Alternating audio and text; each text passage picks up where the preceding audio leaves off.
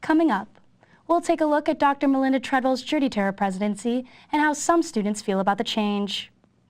The Carroll House Art Gallery is more than just a gallery. And find out how Keene State Bingo Night raises money for a good cause. Those stories and more are next on KSC TV News. Hello, and welcome to the November 1st edition of KSC TV News. I'm Grace Kelly. Thanks for tuning in. Dr. Melinda Treadwell is Keene State College's new president. She has been serving as interim president since July 31st, 2017. The University's System of New Hampshire Board of Trustees announced their decision to make the change this week. President Treadwell received her undergraduate degree from Keene State in 1990. She holds a doctorate in pharmacology and toxicology from Dartmouth. She previously served as a faculty member and administrator at Keene State and at Antioch University of New England.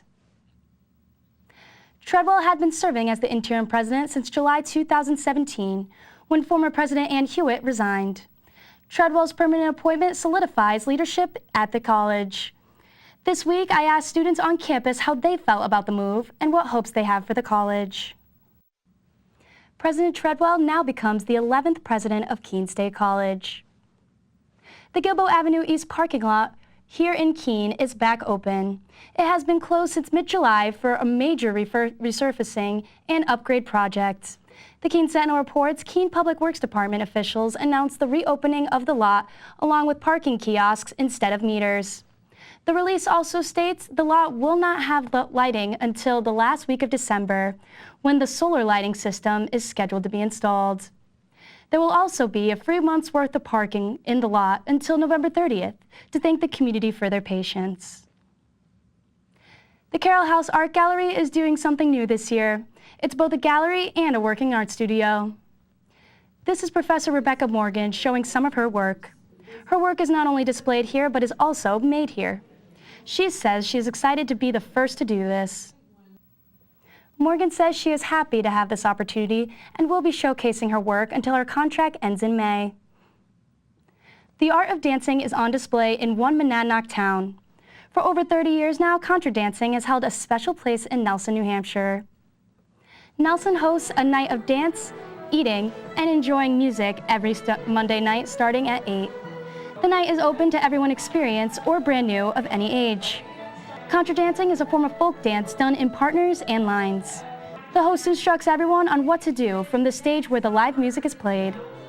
Every week they gain new dancers and music lovers. The event is free, but donations are optional. If you'd like to give contra dancing a try, visit Nelson's Town Hall for some fun-filled Monday nights. Bingo and a can of beans. That's how some students are spending their Thursday nights. The Student Activities Council is bringing community service to Keene State in a fun new way. Every Thursday night at 7, SAC holds bingo in the Night Owl Cafe with soda and popcorn free of charge. The NOC and SAC staff encourages students to bring non-perishable food items with them, and by doing so, students are benefited another round of bingo. All items will go to and support the Keene Community Kitchen. It's a change from previous things like costume night that gets students to focus more on the community. Finally tonight, a quick reminder. Daylight savings time begins this weekend. When you go to bed Saturday night, make sure you set your clocks back 1 hour. That's all for this edition of KSC TV News. We'll be back next week at this same time. I'm Grace Kelly. Thanks for watching. Coming up on KSC TV News, the City of Keene is considering raising the minimum age to buy tobacco and nicotine products. We'll tell you what's behind the plan. Fall is festival time in New Hampshire. We're taking you to the Monadnock Pumpkin Festival and the Rocktoberfest. Also, we'll be sitting down with Keene State College President Melinda Treadwell to find out what her plans are now that the presidency is firmly in her hands. Those stories and more are next on KSC TV News. Good evening, and welcome to the November 15th edition of KSC TV News. I'm Grace Kelly. Thanks for tuning in. Tonight, the Keene City Council will discuss a proposal that could change the age for buying tobacco and nicotine products. Earlier this year, a council subcommittee recommended raising the age to buy those items from 18 to 21. KSC TV's Alyssa Baranko reports on the divide this proposal has caused within the community. Dover is the only city in New Hampshire to pass an ordinance that raises the age to buy tobacco and nicotine products to 21. Last month, the University System New Hampshire Board of Trustees named Dr. Melinda Treadwell president of Keene State College. Dr. Treadwell had been serving as interim president since July 2017. Earlier this week, I sat down with President Treadwell to find out about her plans for the college now that the leadership role is fully in her hands. All right, well, first of all, thank you for being here with us today. Oh, thank you, Grace. I'm thrilled to be asked. Yeah, we really appreciate it. So my first question is, now that you're the official president of Keene State College, what can you do now that you couldn't do as interim president? So honestly, not a lot is different. You know, the weight of it, so I feel the weight of the history of the institution now. I think when I was announced and they said the 11th president, I think I did some quick mathematics and thought, dear God, it's the weight of the office more than anything that feels different. The work itself, the work with this community, trying to continue to connect with our students and champion the Keene State message at the meetings that I've been attending. I'm a little more forceful in trying to assert our place in national meetings that I've been going to in the last few weeks. So I think I feel a little more free to speak on behalf of the institution in national meetings that I've been attending. But other than that, the day-to-day work and the commitment is the same. So there's really nothing that's changed in my effort spectrum. It's just trying to make sure I'm doing a good job for everybody, and that's the same as it's always been, but it just feels a little heavier now. Yeah. Higher stakes. All right. So around the same time last year, we talked about restructuring of the academics, and so what is the status of that restructuring? Sure. So we did move to 2 schools, and we've installed a 2-year term appointment deans. We did an internal search and allowed Kirsty Standy to, actually she ended up being continued in the position to be the Dean of the School of Arts, Education and Culture. So there's continuity in that leadership. And Carrie College, who had been the Dean of Professional and Graduate Studies, interviewed for the position. We had a total of 6 candidates submit applications, and Carrie was selected to assume the role of the School of Science, Sustainability and Health Dean. So I think the teams are in place. They're all interim appointments because we want to make sure that the faculty are doing the work with leadership they know and are familiar with as we think about what are these possibilities for academic communities, for minors, for ways for the curriculum to feel more integrated to our students, for us to create space for new offerings that the faculty are excited about. We knew that would probably take about 2 years of conversation and really deep thought before we should install permanent leadership in those schools and move in that direction. So both Kirsty and Carrie are on 2-year appointments, so we give some continuity during this next couple of years, and we want to hear from the students and the faculty about what's missing, what could we do better. And so there's a lot of study underway and listening sessions around our work of the Graduate Task Force. What are the right post-baccalaureate certificates that might be of interest, or graduate programs that would be developed. We're talking about the Integrative Studies program again. It's coming up for program review. So there's a lot of detail work around what the flavor of the curriculum will be at Keene State, and we need a lot more time, I think, for faculty to bring forward ideas with our students, or for the students to ask for things that they'd be interested in. But the organizational structure is in place. I think the other major organizational work we've been doing is we did a voluntary separation program. So we had a number of employees who elected to leave the institution as part of that budget closure.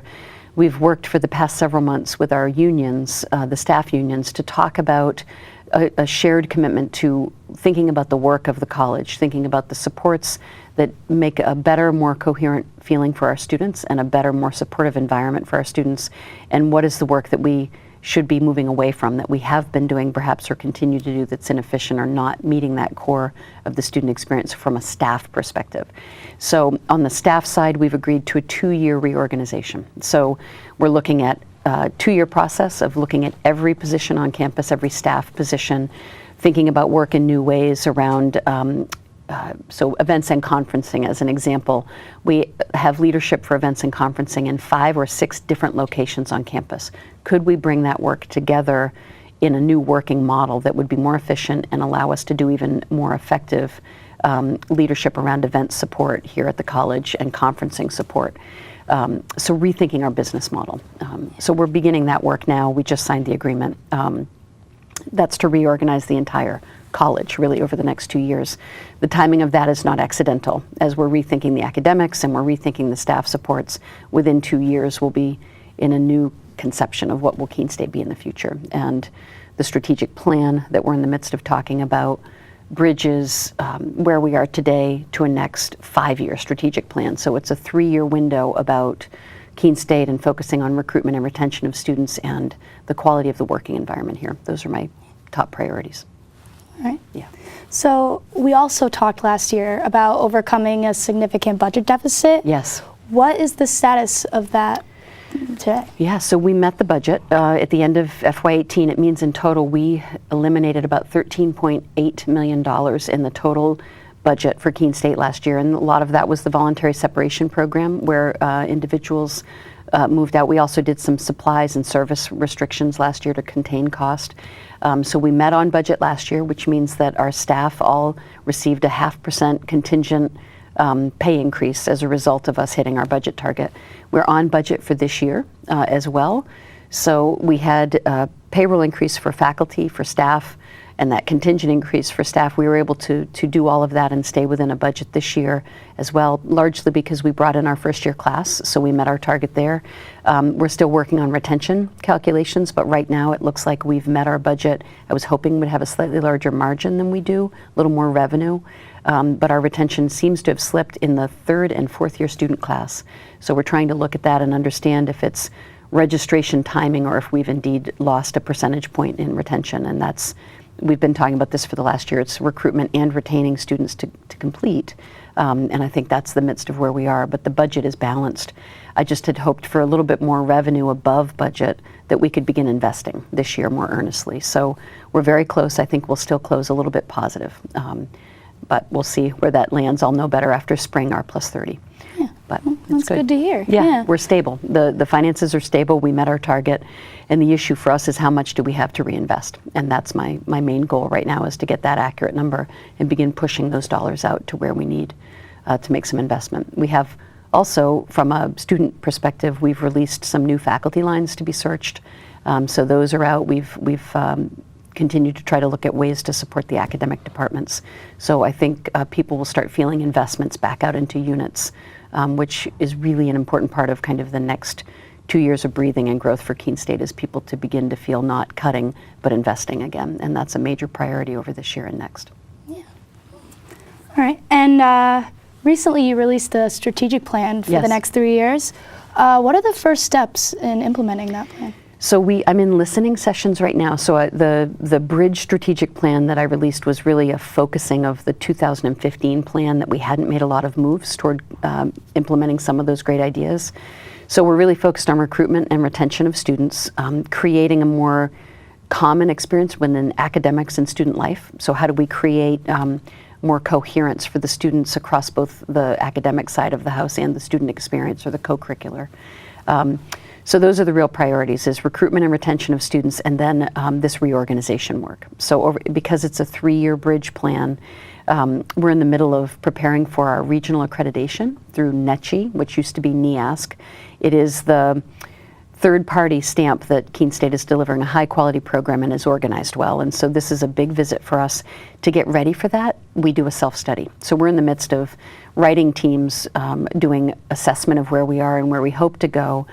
All of that work will be completed by January of 2020, and we'll start then another 5-year strategic planning effort. So that will take a year to a year and a half for us to conceptualize a plan.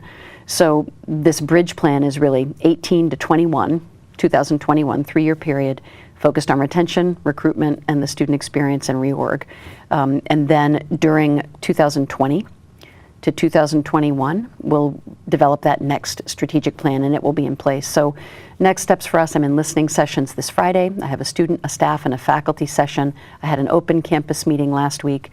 And then working with the cabinet to develop an action agenda for those 3 years, so people can see where the money will be invested, what are some of the priority focal points for us around the student experience. That will all be rolled out as a final document just before the holiday break, and then we'll start implementing those investments at the spring semester and into next year and the year after. So it's really, we're very close to finalizing that Bridge plan, and then we'll get down to work. Nice. Nice. Hopefully creating clarity. That's Yeah. the goal. Good, good. Well, thank you for being here with us today. Thank you, Grace. I again. appreciate the time, and I'm so excited that you're able to continue in the internship this year. That's great to do the work with KSC TV, so thank you.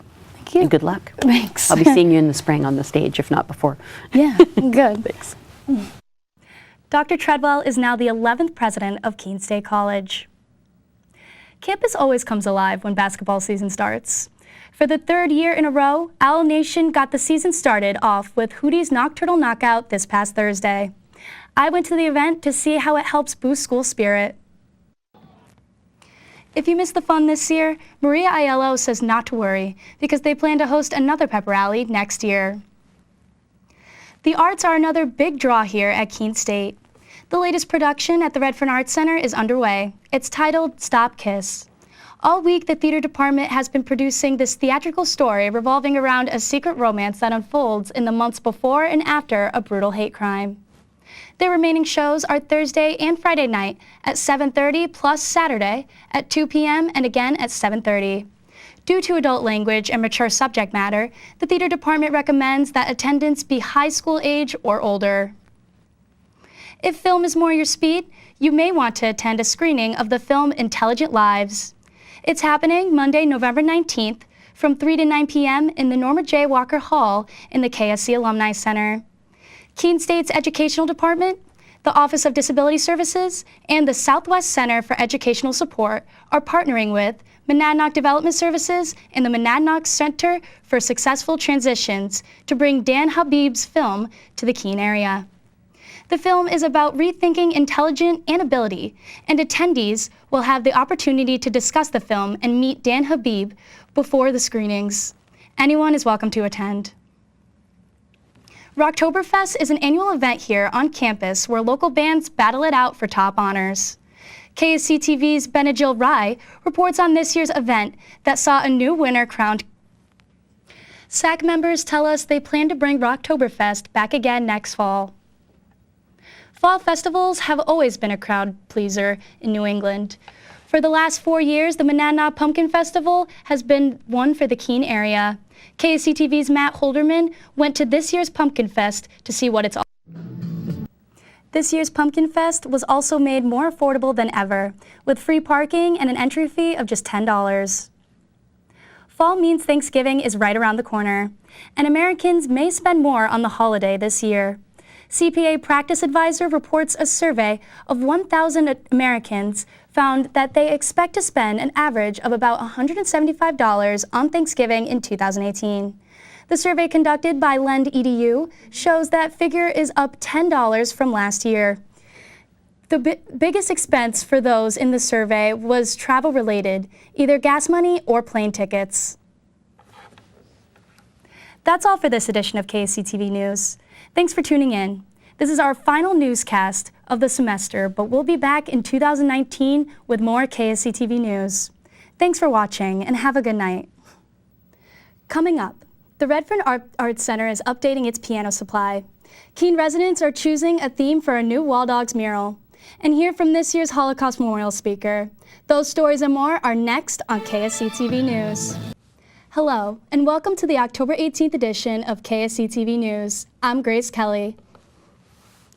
Keene State music students are now getting their hands on some world-class instruments. We're talking about 18 Steinway pianos that recently arrived on campus. I went to the music department this week to find out how these pianos got here and how they are making a difference in music education. This agreement with Steinway is also bringing the college a special honor. Keene State is now designated an all-Steinway campus. This makes KSC the first campus in the state of New Hampshire with that designation. 2 art organizations plan to join together in one central location. The Sentinel Reports Wackadoodles LLC is moving its open art studio to the home of Big Ideas Warehouse on 12 Norway Avenue. Big Ideas Warehouse is a space where people can get rid of their unwanted art materials. Wackadoodle Studio hosts art classes and programs for adults and children. The 2 businesses complement each other well, but remain separate in a shared location. There will be an open house from November 8th through the 10th with special events and courses to celebrate the new location. Keene residents are asked to choose the theme for an upcoming Wall Dogs Memorial project. On Friday evening, the Wall Dogs hosted an event where locals were given stickers to put on 26 mural themes to choose the best ideas. The themes range from early Monadnock region artists, including J.A. French, all the way to Keene's first baseball team. Wall Dogs are a group that has worked across the country, bringing small towns together one mural at a time. Community members from Arts Alive, Signworks, and Primrose Coffee Company are working to organize the event. If you would like to get involved in the Keene Mural Festival in the summer of 2019, please visit thewalldogs.com to volunteer or get more information. Again, that's thewalldogs.com. New Hampshire is updating its aging plan, and leaders are wanting your input. The Keene Sentinel reports DHS will have an input session in Keene on November 2nd from 9:30 to 11:30 in the morning. The session will be at Cheshire Medical Center. Community input helps the state decide how to spend money from the Federal Administration of Community Living. The plan is updated every 4 years. The current plan expires in 2019. A group of people in Keene recently received advice from a young professional on how to manage their money. Financial advisor Eli Thayer teaches a class on investing in financial security in downtown Keene. The sessions go over everything, from investing in the stock market to retirement plans. Audience members even get free financial advising pamphlets from Thayer to take home. The classes, part of Keene's YPN's Adulting 101 series, takes place once a month and is free to anyone who wants to attend. Keene State College has released its strategic plan for the next 3 years. The Equinox reports the plan was put together to help prioritize the enhancement of campus. The plan contains 4 main goals that include identity, student achievement, sustainability, and community and culture. KSE President Dr. Melinda Treadwell says the plan is more of a focused approach to a past strategic plan made back in 2015. American relief efforts during the Holocaust. That's what the focus was for this year's Holocaust Memorial speech. Professor Deborah Duwork is a Holocaust professor from Clark University. Dr. Duwork spoke about American relief workers during World War II who were ordinary people doing extraordinary things. Her upcoming book, Saints and Liars, tells the story of these ordinary people who rescued Jews under Nazi occupation. This speech was sponsored by the Cohen Center for Holocaust Studies. Dr. Duwork says studying the Holocaust today helps us address current plans, including immigration and race.